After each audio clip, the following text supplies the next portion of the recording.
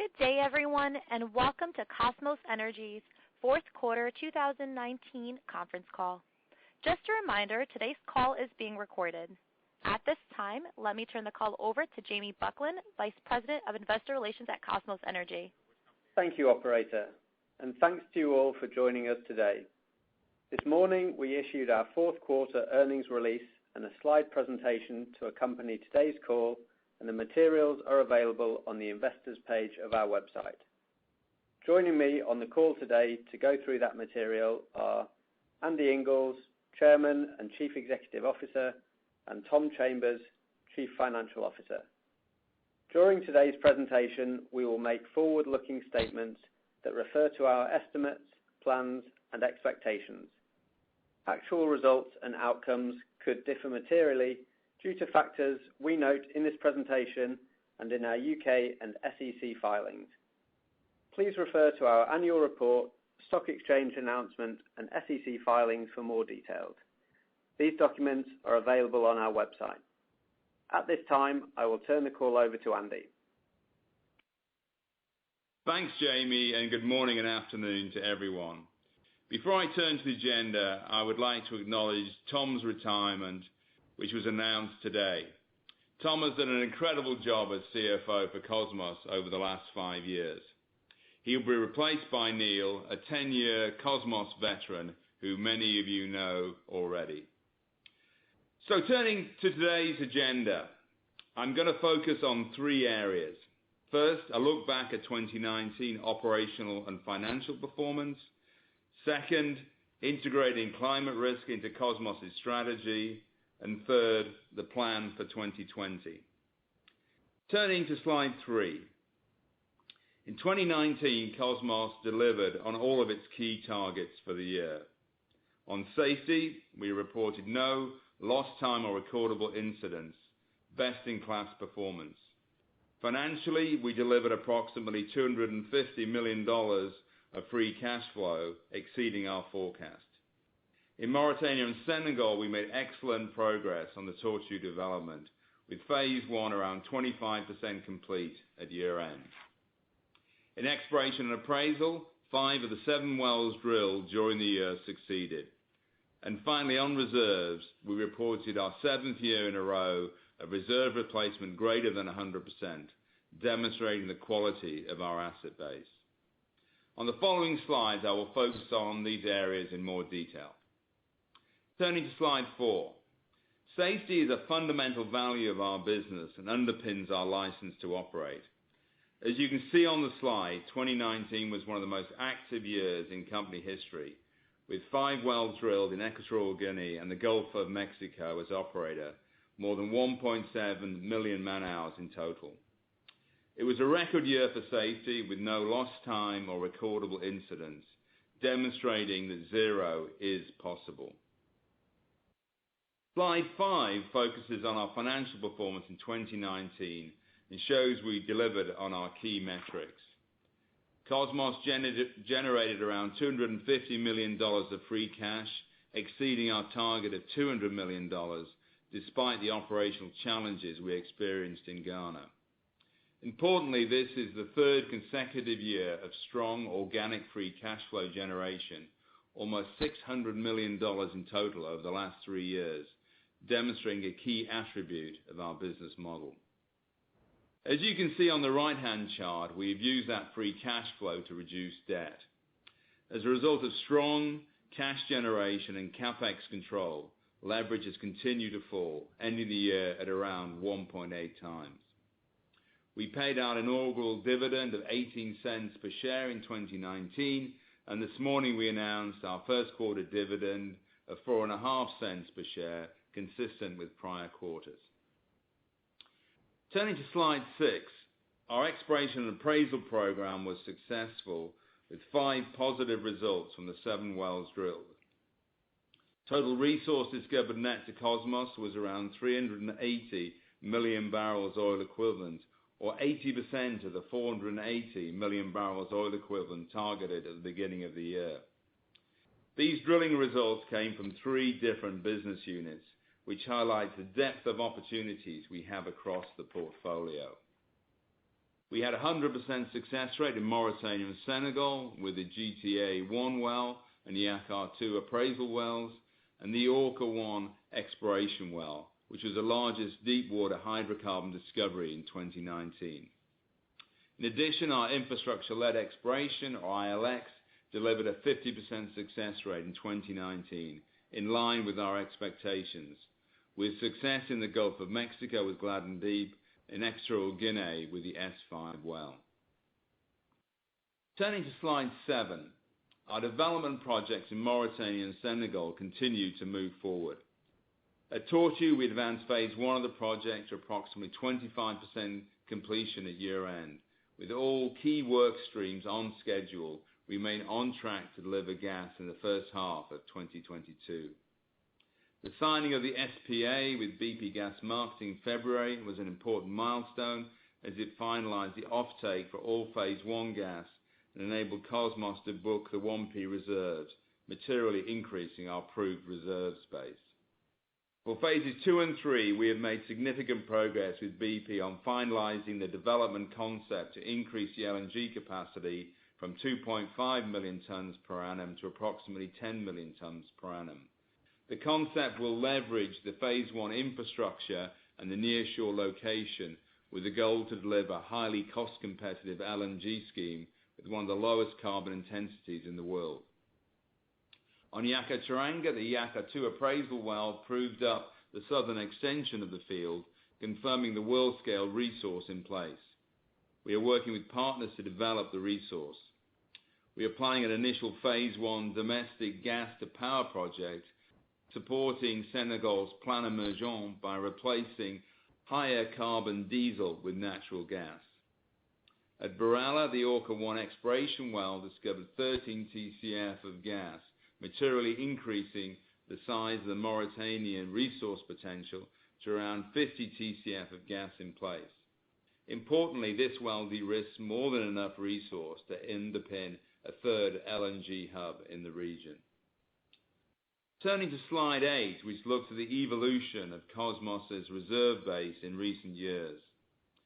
This year, the company announced a 1P and 2P reserve replacement rate of greater than 100%, highlighting the quality of our underlying assets. This is now the 7th consecutive year of greater than 100% 1P reserve replacement.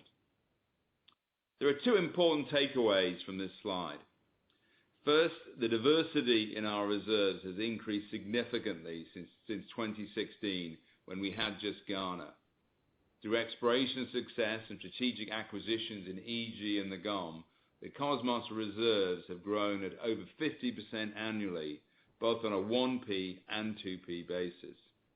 With over 550 million barrels oil equivalent of 2P reserves, our reserves to production ratio is around 22 years, one of the best in the industry for a mid-cap E&P company. This growing and increasingly diverse portfolio means Kosmos no longer relies on a single field or geography to drive performance. Second, with reserve bookings in Mauritania and Senegal, Kosmos now has a much more balanced mix of oil and gas. Through continued progress in the developments in Mauritania and Senegal, the gas component is likely to increase naturally over time. That wraps up the summary for 2019. I'd now like to move on to the next section of today's presentation, our approach to integrating climate risk into our strategy. Kosmos has always recognized the impact of climate change and the role played by humanity.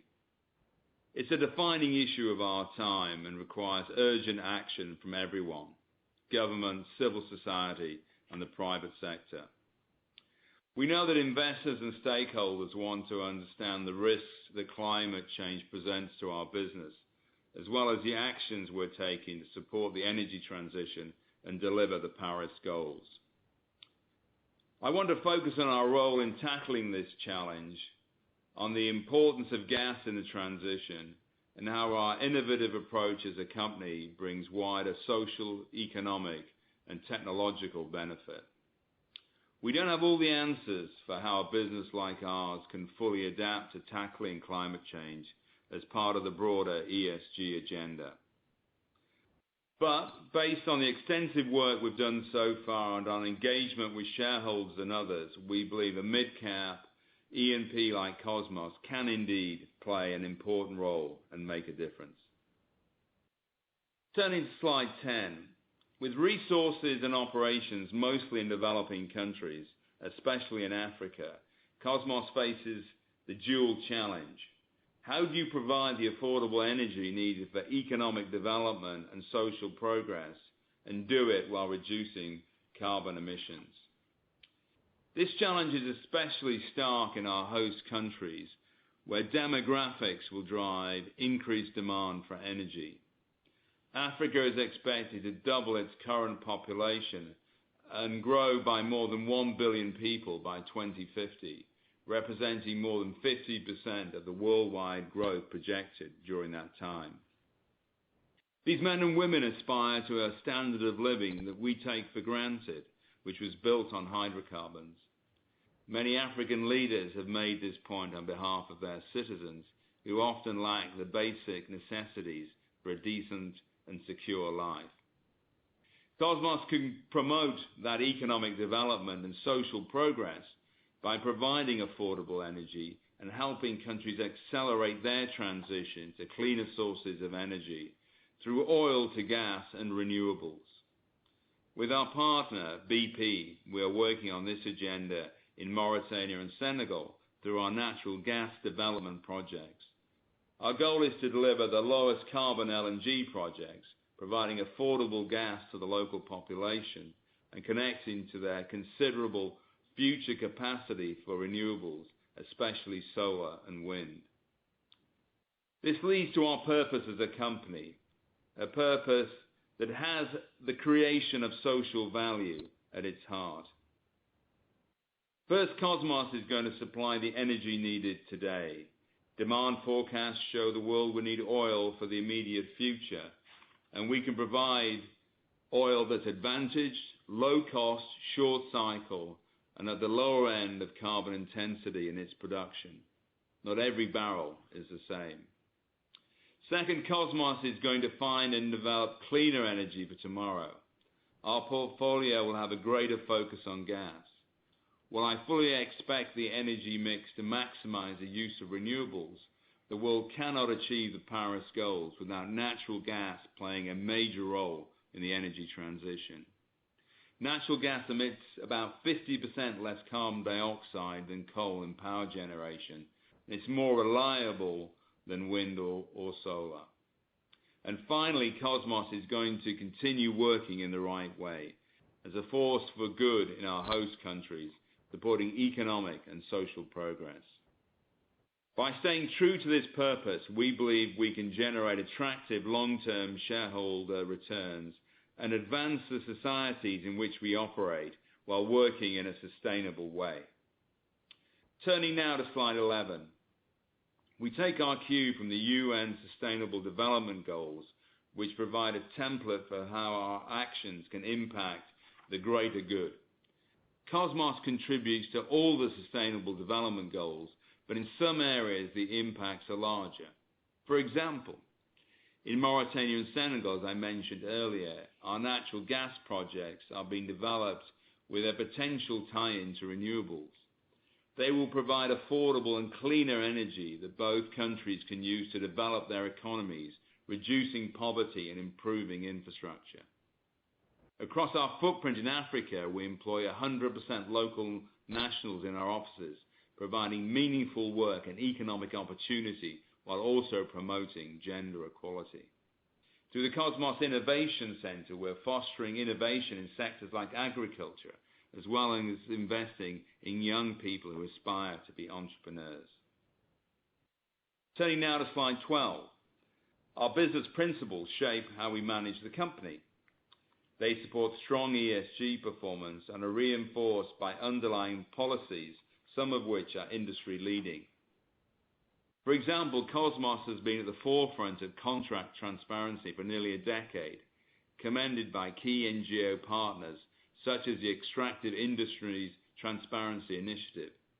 As far as we know, Kosmos is the only oil and gas company to publish all its petroleum agreements with host countries. In addition, we publish our payments to governments at the project level.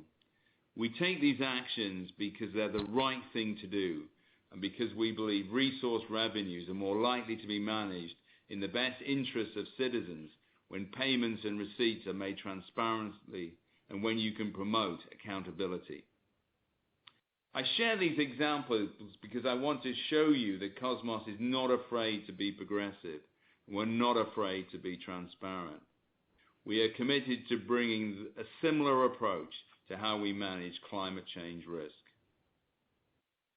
On slide 13, you can see an overview of our climate policy, which is now being published in full on our website.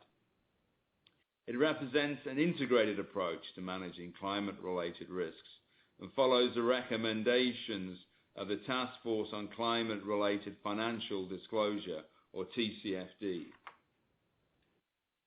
The policy is fully embedded in our business, from the board to day-to-day operations. To have an impact, you need the right governance structures, clear performance targets, and a plan for eliminating or mitigating emissions.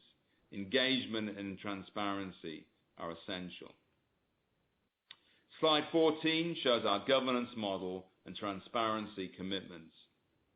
The governance structure ensures that climate change gets the attention it deserves at every level of the company. As part of the governance, we have set performance targets linked to compensation, a way to hold everyone, including myself and the rest of my leadership team, accountable for delivering on climate-related initiatives. Regarding transparency, we have made several commitments to help shareholders better understand the work we're doing. In addition to submitting data to CDP again this year, we will publish our first climate risk and resilience report that expands upon the information we share today and aligns with TCFD recommendations and SASB guidelines. To provide broader information about our ESG-related activities, we will also publish a comprehensive sustainability report that builds on our historic disclosures in an easily accessible format. Turning now to slide 15, I want to talk about how we look at our current portfolio through a climate lens, first from a Scope 1 and Scope 2 perspective. Kosmos is well positioned to thrive during the energy transition. The portfolio is built on a foundation of advantaged oil and gas, both low cost and at the lower end of the spectrum in terms of carbon intensity in production. Not every barrel of oil or cubic foot of gas is the same, and ours are better than most. In a low carbon future, advantaged oil and gas will be the first to be purchased and the last to be shut in. The chart on the left shows how our oil producing assets in the Gulf of Mexico, Ghana, and Equatorial Guinea compares to the global average in terms of carbon intensity. In particular, I want to point out the competitiveness of the deepwater Gulf of Mexico versus the Permian. Based on an expert third-party analysis of public data, carbon intensity is twice as high in the Permian Basin compared to the Gulf of Mexico. The advantage stems from the natural aquifer drive, which requires no gas or water injection, an abundance of existing and available infrastructure, no routine flaring, and no fracking. The chart on the right shows how the three-phase Tortue project compares to other notable LNG developments. The project is expected to be at the lower end of the carbon intensity scale, with future phases benefiting from a feed of renewable power. Slide 16 describes the work we're doing to measure, reduce, and mitigate emissions from our current portfolio. We have calculated our Scope 1 and Scope 2 operated emissions, and today we announce our goal to achieve carbon neutrality for these emissions by 2030 or sooner. To meet this target, we will work with our service providers, such as drilling and seismic contractors, to minimize our carbon footprint.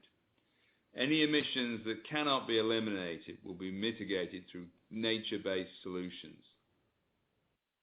We have more work to do on Scope 3 emissions.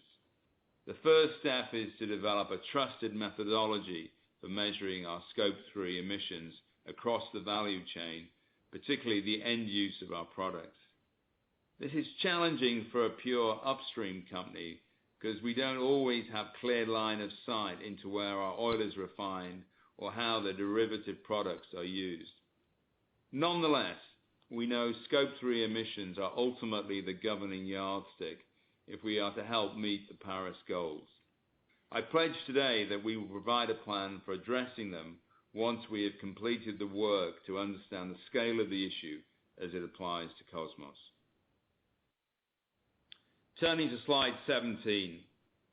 On mitigation, we have joined two established reforestation projects, one in Ghana and one located along the US Gulf Coast, with carbon credits allocated to these projects through an agreement with Shell. In addition, and in keeping with our role as an offshore operator, we're putting our entrepreneurial spirit and commitment to innovation behind a leading-edge blue carbon initiative. Blue carbon is the ability of tidal wetlands and seagrass habitats to capture and store CO2, acting as vast carbon sinks.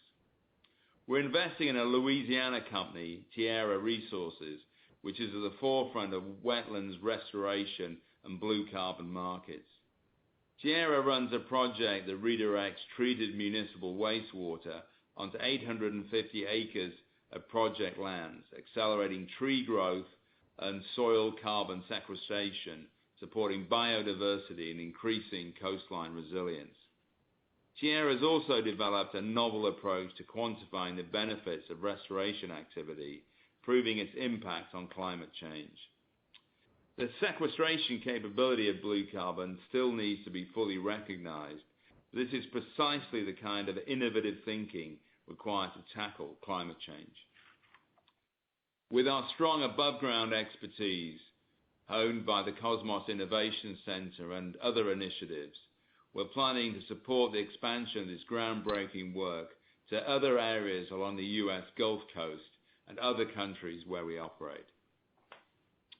Slide 18 describes the way we're fully integrating climate risk into our overall business strategy through scenario analysis.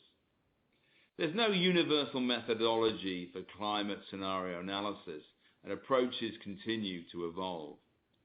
At Kosmos, we've developed a robust process supported by a leading independent sustainability firm and with guidance from climate experts across industry, the investment community, and civil society. In our climate modeling, we looked at the ways in which different transitions to a low-carbon economy could impact the value of our assets. We've selected 3 external publicly available scenarios outlined in the International Energy Agency's 2018 World Energy Outlook as the basis for our analysis, including a sub-2 degree scenario aimed at delivering the Paris goals.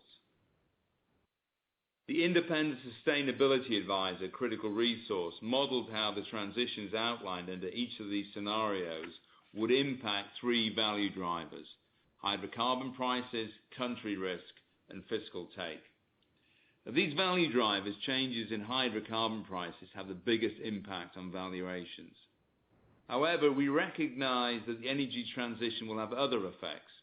We therefore incorporated 2 additional factors, country risk and fiscal take, in the countries where we operate into our scenario analysis.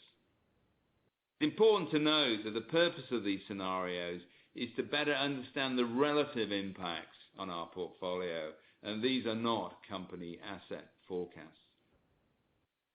Slide 19 shows the potential impacts that the climate scenarios could have on the net present value, or NPV, of our assets, thereby testing the resilience of our portfolio to climate risk. So what did we learn? First, our portfolio is resilient. Under the Sustainable Development Scenario, a sub-2 degree world, all of our current projects remain strongly NPV positive. This reflects a climate resilient portfolio that can continue to meet global energy demand. Second, our oil assets, which are generally short-dated, see very limited impact to their NPVs. our Gulf of Mexico and Ghana assets see almost no value erosion. Both assets are relatively short-dated, the Gulf of Mexico having fast paybacks and Ghana having license expiry in the mid-2030s. Third, country risk and fiscal take under different climate scenarios may have some impact. Our Equatorial Guinea asset could face greater potential value erosion than Ghana, despite a similar production life, given the greater dependency of Equatorial Guinea on oil revenues. Fourth, our Mauritania-Senegal LNG assets provide cleaner sources of energy into the long term. The NPV of our Mauritania-Senegal asset is impacted to some degree under the Sustainable Development Scenario as a result of the asset's longevity.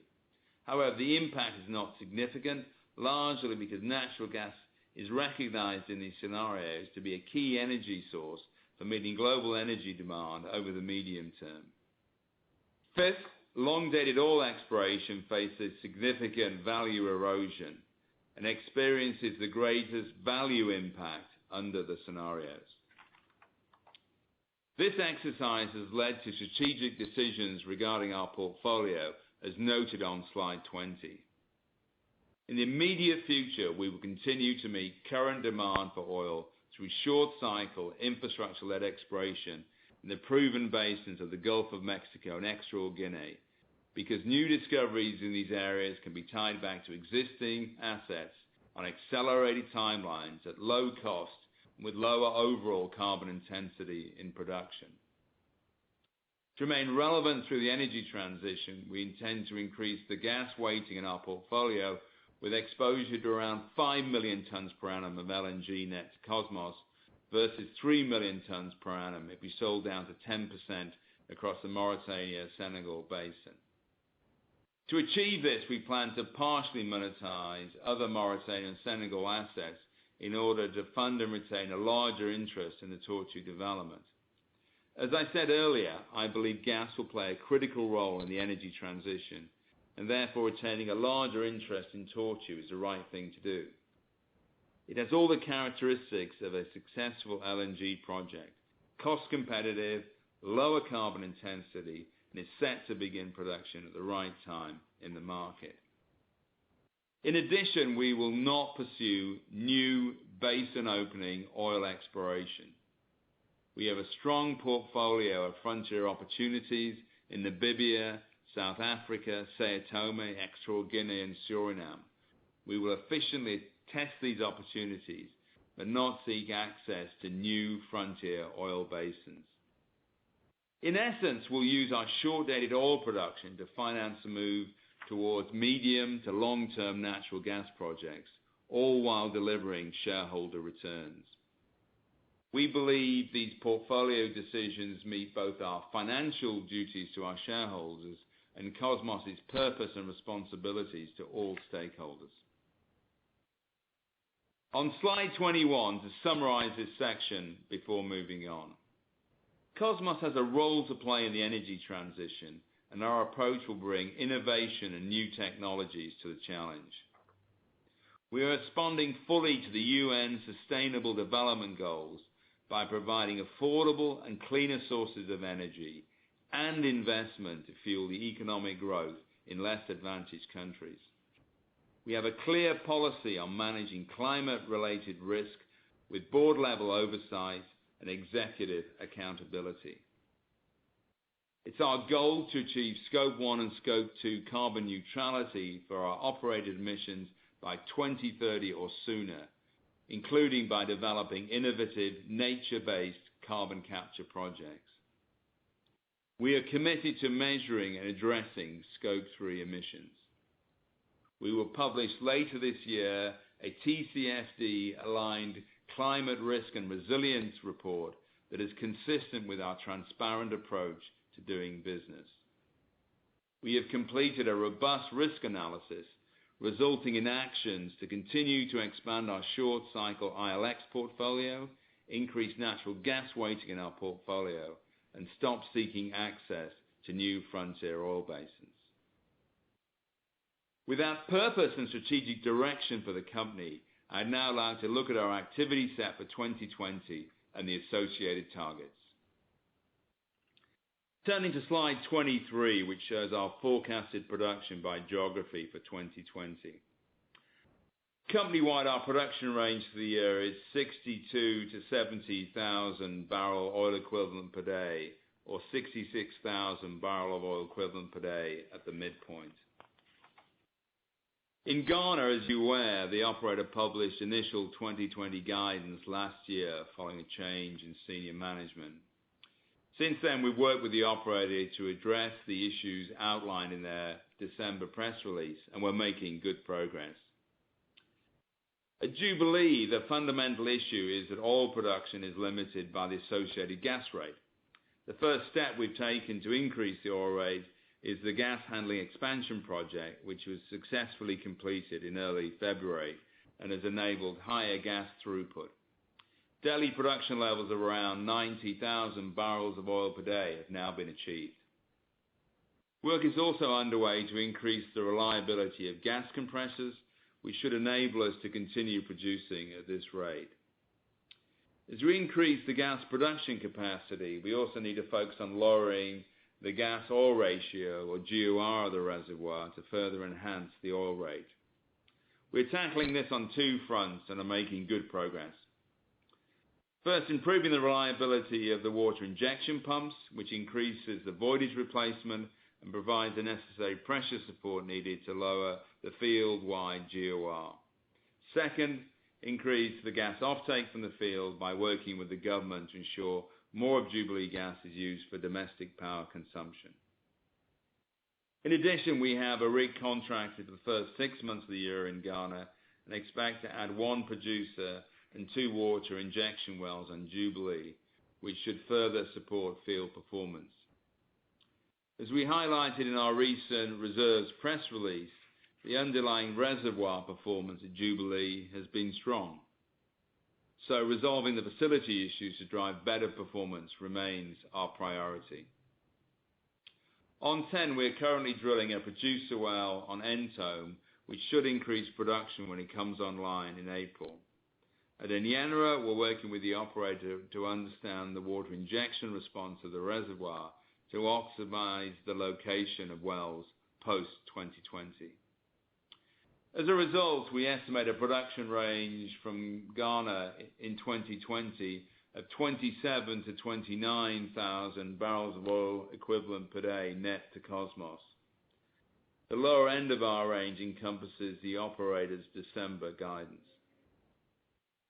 In the Gulf of Mexico, production remains strong, setting a new record in the fourth quarter with a tie-in of Gladden Deep and Nearly Headless Nick. We're currently drilling an infill well on Kodiak, which we expect to come online in early 3Q.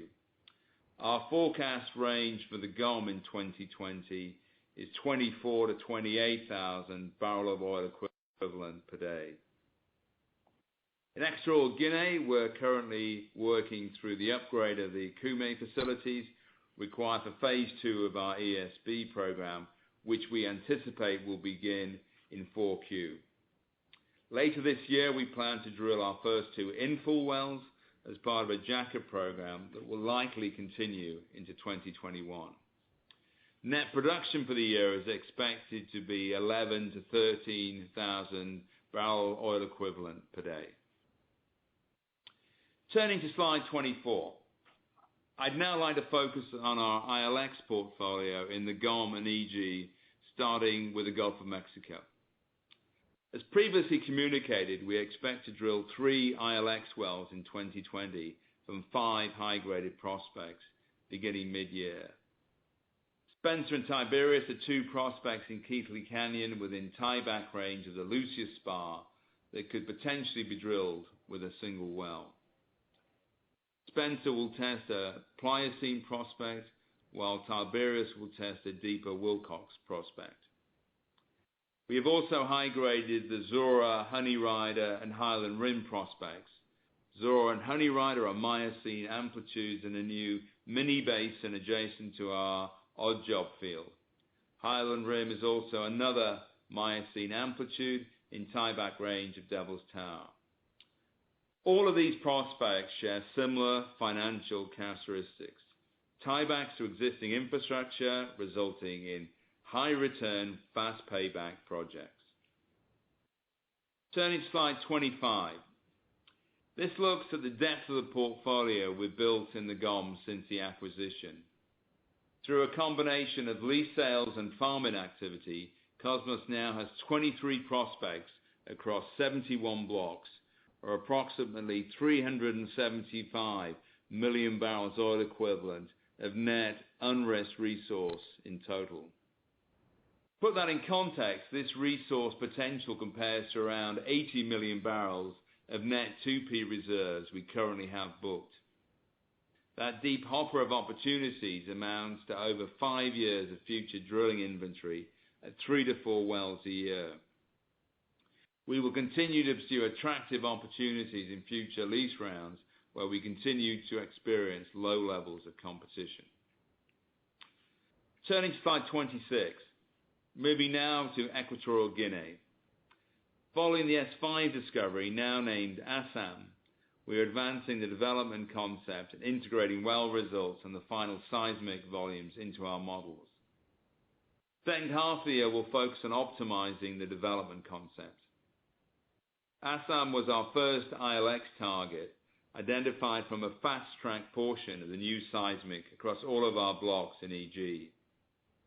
In March, we expect delivery of the final PSDM seismic volumes, and there are several leads that have been identified, as you can see on the map on this slide. Through 2020, we'll continue to analyze this data and high-grade ILX opportunities ahead of drilling as early as 2021. Turning to slide 27. Post the successful exploration appraisal campaign in 2019, Kosmos now has 3 very distinctive and material assets in Mauritania and Senegal. Tortue is currently under development, is on track to deliver first gas in the first half of 2022. In 2020, we expect to move the project around 70% completion by year end. The Yakaar-Teranga hub is in the appraisal phase, and we expect to begin pre-feed work on the phase 1 domestic gas scheme during the year. Barella is the newest of the 3 hubs, with around 50 TCF of gas in place now de-risked with the Orca-1 success. BP Kosmos and SMHPM will begin appraisal activity in 2020. As I discussed earlier in the presentation, our position in the world-class Mauritania and Senegal gas basin, a source of low-cost, lower carbon LNG, is core to the strategy of the company, and we've decided to retain a greater interest in the Tortue project. We still have more gas resource than a company of our size can develop, and we're focusing on monetizing either a smaller portion of Tortue or a larger portion of the remainder of our Mauritania-Senegal portfolio to fund the increased interest in Tortue, with the goal to deliver a self-funded, long-term source of cash flow to the company. With the right portfolio management, we believe we can retain closer to 5 million tons per annum while keeping the balance sheet of the company protected. It's worth remembering the fundamental characteristics of an LNG project. Once they're on stream, they deliver a reliable brick of cash flow for many years, which provides a solid foundation for the company. Each additional 1 million ton per annum of LNG post-development could deliver free cash flow of $100 to $150 million per year for 20 plus years. Buyer interest in the 3 assets remains strong, and we're currently in the process of sharing the data acquired from the 2019 exploration appraisal activity. Buyer pool includes end users, utilities, and super majors. Slide 28 looks at our basin opening exploration portfolio, which includes well-defined quality exploration opportunities in promising basins. São Tomé and Príncipe and outboard Equatorial Guinea, Namibia and Suriname. Our objective is to test these basins with key wells in 2020-2021, ensuring our capital is used efficiently. In 4Q 2020, we expect to drill the Jaca prospect in Block 6, offshore Sao Tome and Principe.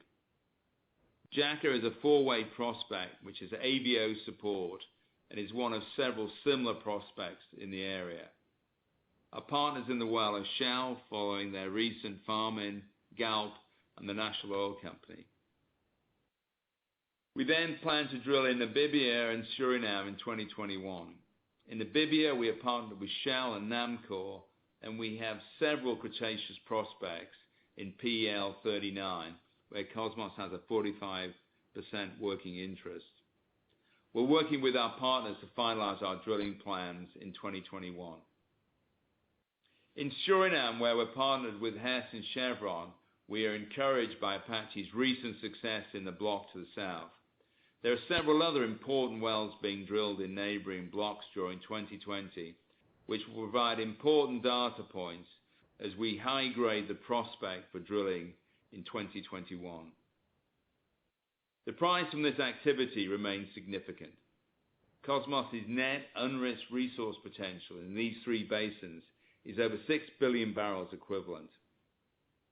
The strategic challenge is to ensure that with success, these resources can be developed in an accelerated timeline with low cost and low carbon.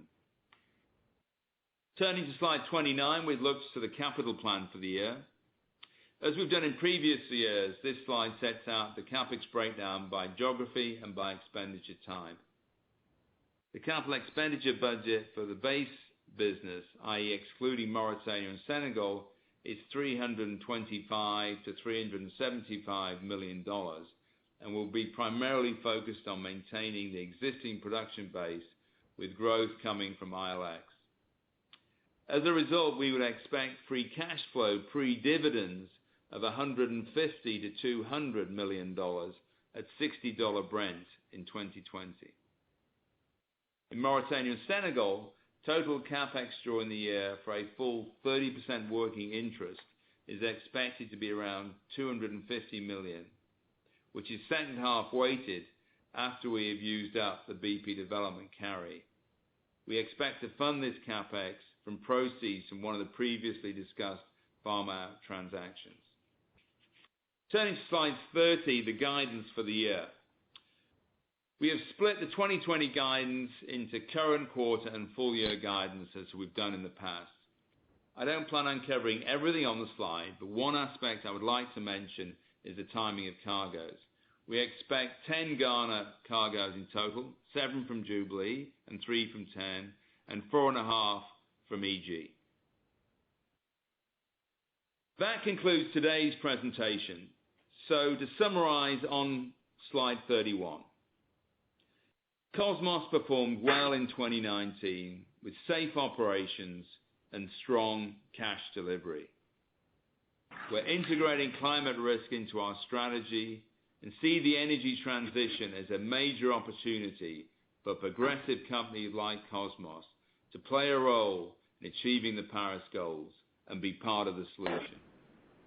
And finally, we see 2020 as another year of strategic progress for the company, underpinned by strong free cash flow delivery. Thank you, and I'd now like to turn the call over to the operator to open the session for questions. Thank you. We will now be conducting a question and answer session. If you would like to ask a question, please press star 1 on your telephone keypad. A confirmation tone will indicate your line is in the question queue. You may press star 2 if you'd like to remove your question from the queue.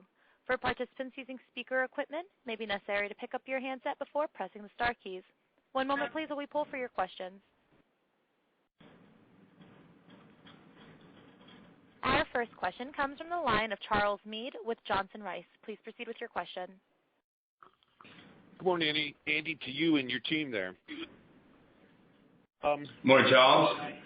Yes, I want to just go clarify something you said in your prepared comments, and I just want to see if you would elaborate a little bit more on it. So, I get that you're not gonna sell the full, the 20% targeted working interest, at least in this Tortue LNG, but you did identify the possibility that you maybe would sell some smaller portion, and I wonder if you could kind of confirm that that's the right interpretation, and then help us understand how you're making the decision about how much you're gonna sell in this Tortue FLNG. Yeah, thanks, Charles. If you look at the assets that we've got in Mauritania and Senegal, 3 distinct assets at different stages of their maturation.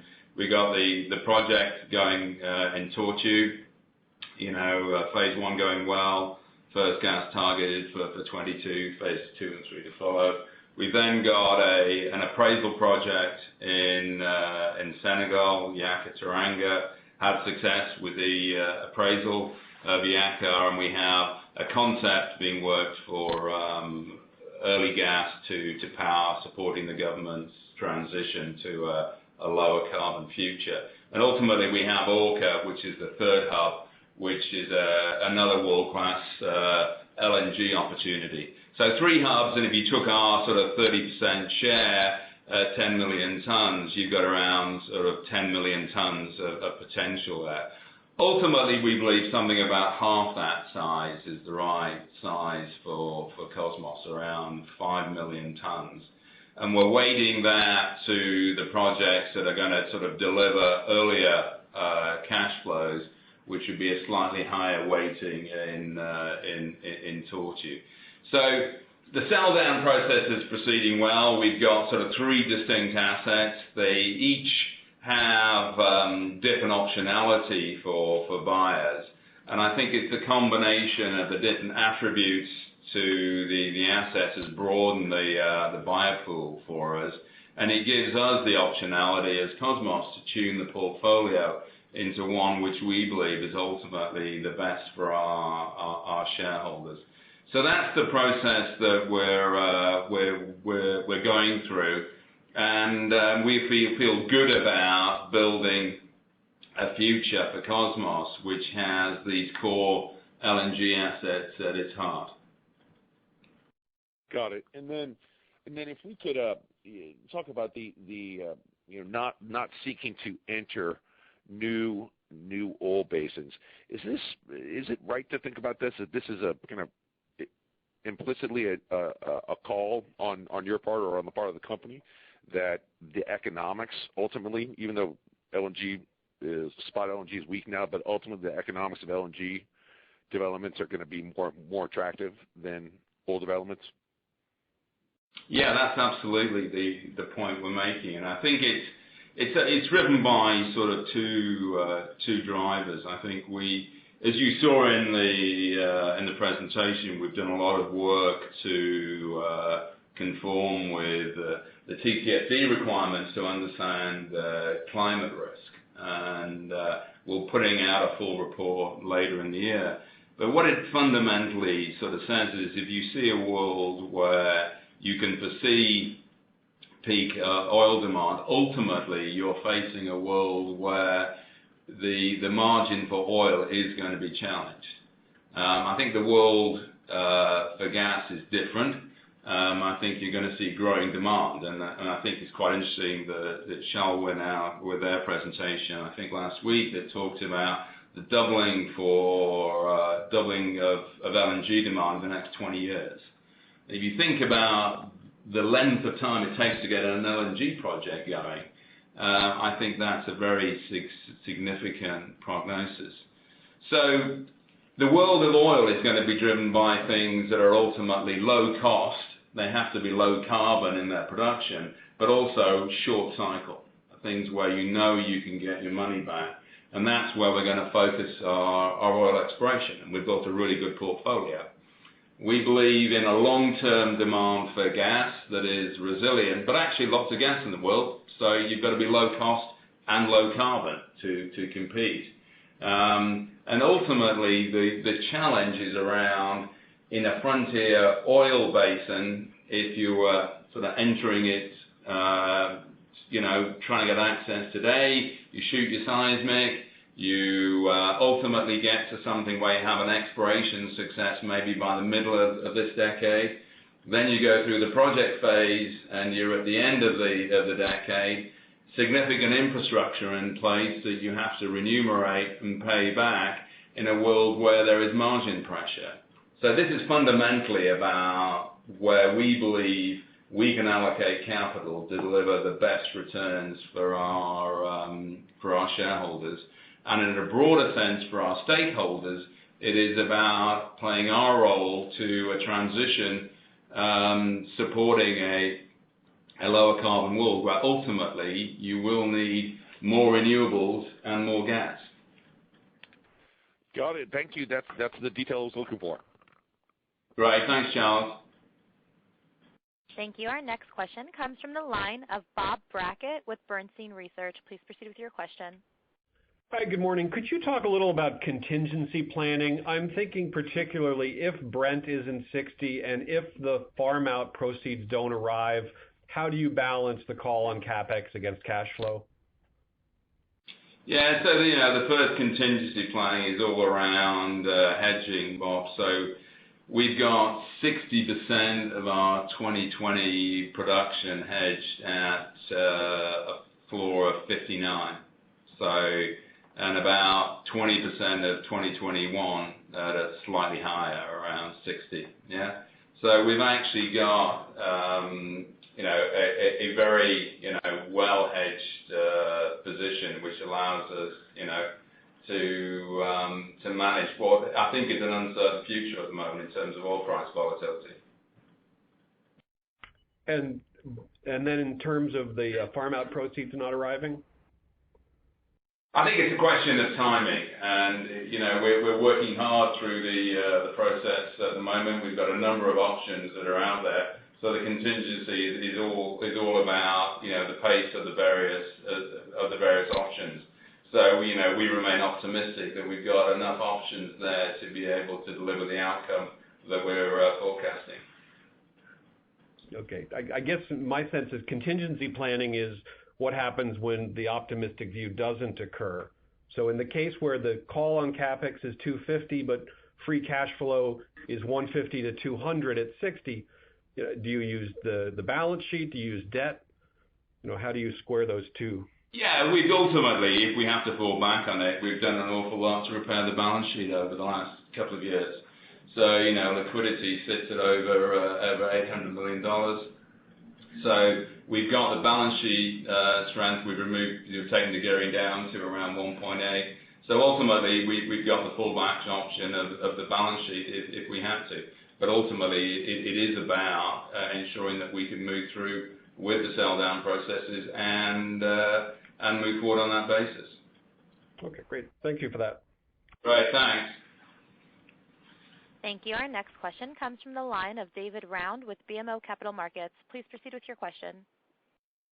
Hi, Andy. Thanks for the presentation.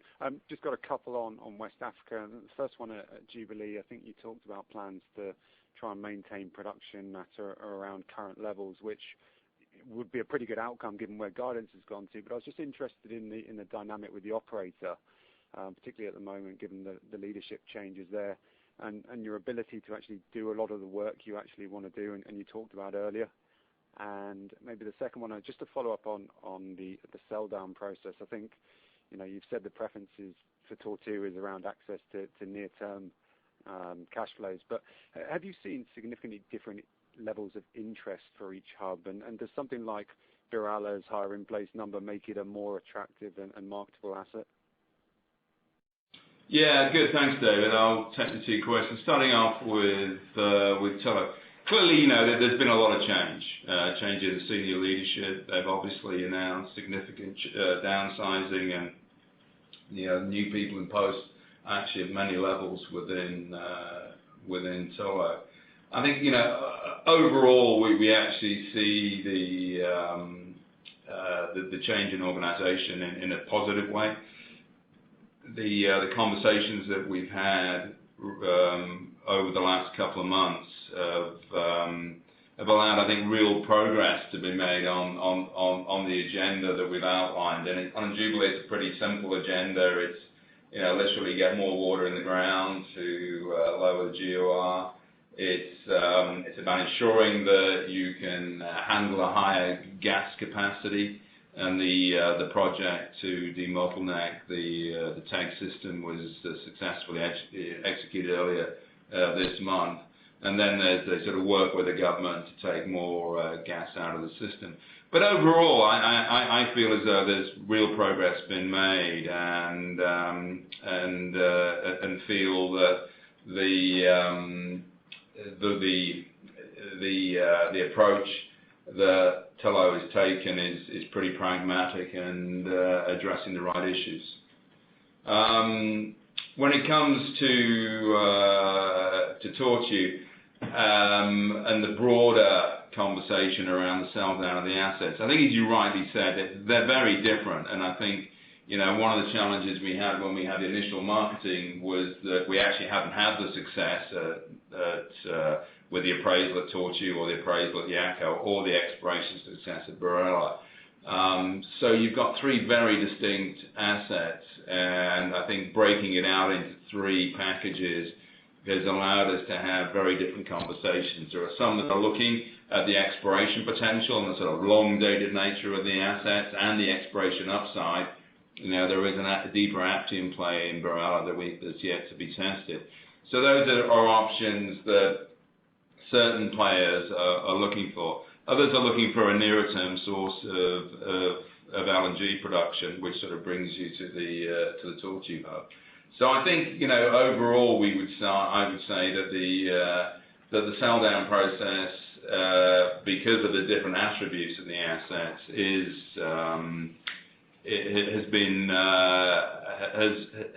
has actually been strengthened because of the distinct buying requirements of the different people that are involved. And I think the other thing I would say has changed massively as we've gone through the process is from an ESG perspective, the world is actually very different a year on from when we started. And I think a greater alignment around the role that renewables and gas will play in the future is causing a different conversation as well. Okay. Thanks, Andy. Appreciate it. Great. Thanks. Thank you. Our next question comes from the line of Richard Tellis with Capital One Securities. Please proceed with your question. Hey, thanks. Good morning, everyone. Congratulations to Tom and Neil. Andy, when you look at the total company production profile until Tortue Phase 1 arrives, do you look at it as kind of a flattish production level similar to 2020? No, we see growth coming from the ILX opportunities, and we've seen growth actually in the Gulf of Mexico. When we took the asset on, it was doing slightly less than 25,000 barrels a day. We're forecasting a range up to 28,000 barrels a day for this year. So and that's come from the tieback of the initial successes that we had in Gladden and Nearly Headless Nick. So these things have a relatively fast time to production. So in terms of the medium term, the growth is going to come from ILX success. So we've got a 3-well program in the second half of 2020 in the Gulf of Mexico. We've got the work that we're doing on the Assam discovery in Equatorial Guinea, that coming on. And then also in Equatorial Guinea, we've got a program of infill wells supported by the ESP. So I think the growth in the near term is going to come through from those short-dated, faster payback ILX development type opportunities, and then you have the growth coming in from the start of Tortue Phase 1. Okay, that's helpful. So the way to look at it is growth in 2021 and kind of flattish in 2020? I think flattish in 2020. I think that's the guidance that we've given today. It's flattish in 2020 and then growth thereafter. Okay. And then going back once again to the farm down process, kind of what are you looking at for the near-term milestones? I mean, when do you think you might be able to announce something definitive there? Well, Richard, I think I'm not going to box myself in and sort of negotiate, in a way where I set myself false deadlines that I have to meet with an external market. We're clearly focused on the outcome, which is to ensure that we deliver what we need to deliver the cash outcome for 2020, and that's the goal. Okay, no, that's fine. Thank you. Great, thanks. Thank you. Our next question comes from the line of Pavel Molchanov with Raymond James. Please proceed with your question. Thanks for taking the question. You talked about helping provide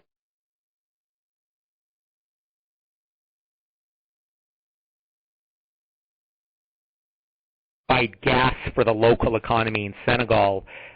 Just to clarify, what percentage of the Tor 2 project's output will be going into the domestic market, and do you have a sense of what the pricing on that will be?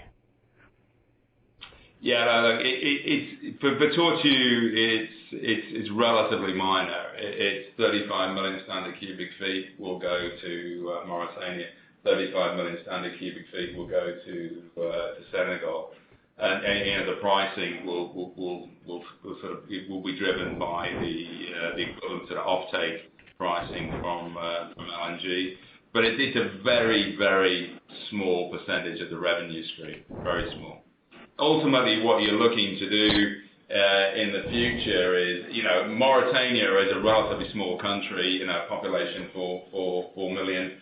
Its power demands are relatively low, and so a 35 million scf feet gives them a significant base load of gas power where they can displace the current diesel in the power station, but then actually link that to a solar feed and a wind feed, which provides then a very quick and rapid transition to a cleaner powered economy. But they start from the place of having a very low population base today, which means that the physical quantities are quite small. But one more question on the ESG strategy. To get to that net zero by 2030, do you plan to use carbon capture at any of your operations? Yeah, no. What we're going to use is nature-based solutions, which is what I talked about in the presentation, Pavel. So, we admit today in using a Scope 1, Scope 2 definition, our operated activities about 80,000 tons of CO2 equivalent. That was 2019.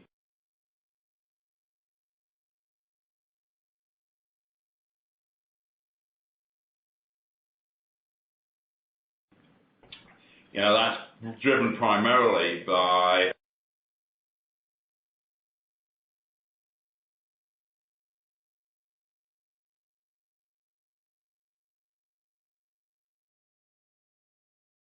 it's about using other methods of capture. So nature-based solutions are the ones that we're going to focus on. Why?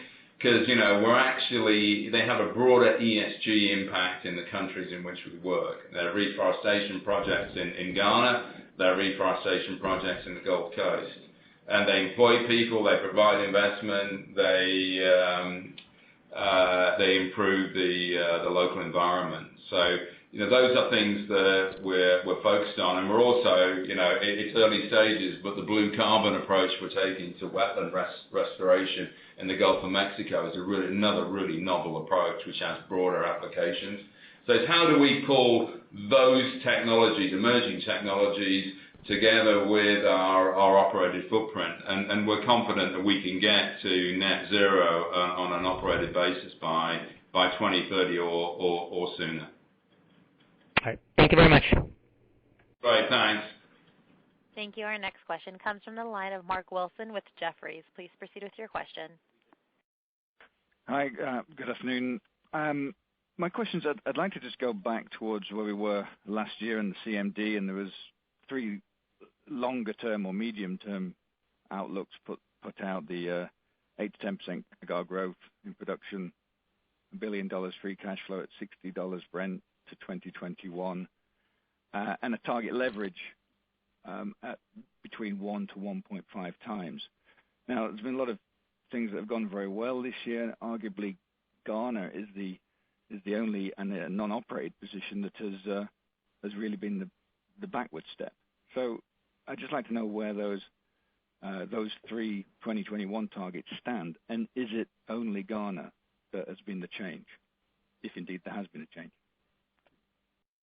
Yeah, I think when you look back at that, I think, Mark, I think a lot has changed. I think in terms of, when we were talking about those targets, we were talking about only holding, 10% of our overall position in Mauritania. So I think we're targeting holding a larger amount.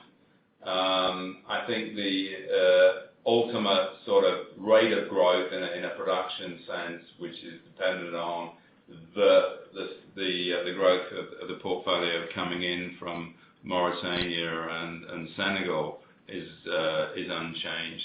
I think probably the front end is slightly flatter, which is ultimately around the pace of the ILX delivery in the Gulf of Mexico. So I think if you were to look at the list of things that you've raised, I think absolutely, Ghana is less than we'd anticipated in that. I think we're headed in the right direction, and we need to demonstrate the delivery from the operator, but I believe it's headed in the right direction. And then I think the other delta will just be the individual phasing of the ILX projects. Okay, all right. Thank you. If I could follow up to ask about the carbon neutrality target, a very ambitious target by 2030 puts you at the forefront of such targets, I'd say, on a timeline. Could we ask about a capital commitment that might be required with investments into these natural solutions? And could you tell us what the actual investment in Tierra Resources is? Yeah, so if you look at it overall, Kosmos benefits from having a relatively small operated footprint. Yeah, so from that sort of scope 1, scope 2 perspective, say about 80,000 tons of CO2 equivalent in 2019, and it will vary depending on the quantum of drilling that's pursued. But with efficiency drives plus the investments in the nature-based capture solutions, we've got a very clear plan on how we get to carbon neutrality by 2030 or sooner. And the investment levels are less than 5 million, per annum to get us there. That's the level of expenditure we would envisage in the nature-based solutions. I got it. Okay, and is that the level you've invested to date? It is. But we're ramping up, to be fair, Mark. We haven't, I'd say that the level of expense, 2020 will be the first year of actual dollars into a nature-based solution. Got it. Okay. And then lastly, if I may, there's one last question on Ghana. I'd just like to know about the production levels at the moment at 90,000. Clearly, that means there's a gas solution getting a lot more sustainable. I'm just wondering how the offtake scenario, offtake levels of gas across the FPSO are going to look through 2020, or is it a case that the government has given a greater flexibility to flaring? Thank you. Yeah, no, there's a lot going on in Ghana. Yeah, as I said, I think we're headed in the right direction. What with the operator successfully done the capacity expansion, which allows you to flow more gas through the system. There are some other operational issues that are going on in the first quarter, so not associated directly with our operations. There's a pigging operation of the Western Gas Pipeline, and then there's also a planned shutdown of the gas plant. So as you go through those operational issues, they do affect the ability of the government to offtake the gas. So the government has given a dispensation for flaring while those issues are going on. And then the other item which the operators, I think, taking the right approach is, we've increased the gas capacity. We've got to make sure that we don't overstress the rest of the system, and so the focus now is on the reliability of the gas compressors. So you're right to point out that the flaring dispensation has helped with the gas rates. But our objective is to establish, once all the maintenance and so on is done onshore, and the system is fully re-established, that the government will actually increase the gas offtake rates. Great. Thank you very much. I'll hand it over. Great, thanks. Thank you. Our next question comes from the line of Al Stanton with RBC. Please proceed with your question. Yes. Good afternoon, guys. Can I just try and nail down some numbers in terms of the Tortue costs and carry, and make sure that I've understood what you mean by post BP carry? So I'll give you my understanding, and then you can correct me. So the way I understand it is that your $500 million carry from BP will be used up by the middle of the year, and then you're going to spend $250 million in the second half. So assuming even spending across 2020, that's your investment, 30% on Tortue is $500 million. And then, if that's right, how complete will the project be at the end of this year, given it started at 25%? What will it be, and what should we be expecting in terms of spending in 2021? Yeah, you got the numbers about right, Al. So if you think about it on a post the BP carry runs at about mid-year, and our exposure to the full 30% is around $250 million. And at that point, the project's about 70% complete. Okay. Yeah. Okay. Fine enough. I can do the other maths between now and then. You can do the maths. And then if I can just ask a second question, can you see the three projects in Mauritania and Senegal competing with each other? And would you be happy to have different stakes in competing projects? Yeah, we would, and I don't think they compete. It's quite interesting that I think in Mauritania there's work to be done in terms of fully describing the potential of the hub, the exploration that will take place. So that is kind of the focus there, and how do you leverage the learnings from Tortue to sort of carry that forward. Ultimately, in Senegal, you have a project where you will bring forward a domestic gas scheme that is in accordance with the Senegal Plan Emergent, which is ultimately about how do they power and a very different population base to Mauritania. So I think they're going to be driven by the individual needs of the country rather than competing as individual projects. They're all good investments in themselves and will be driven by an aligned view of how the countries want to take them forward.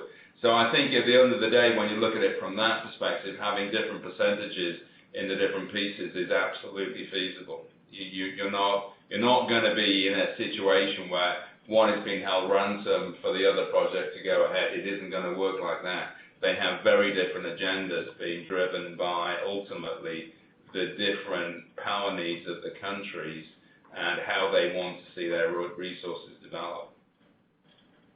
Cool. Thank you. Great. Thanks, Al. Thank you. Once again, as a reminder, if you would like to ask a question, please press star 1 on your telephone keypad. For participants using speaker equipment, it may be necessary to pick up your handset before pressing the star keys. One moment, please, while we pull for more questions.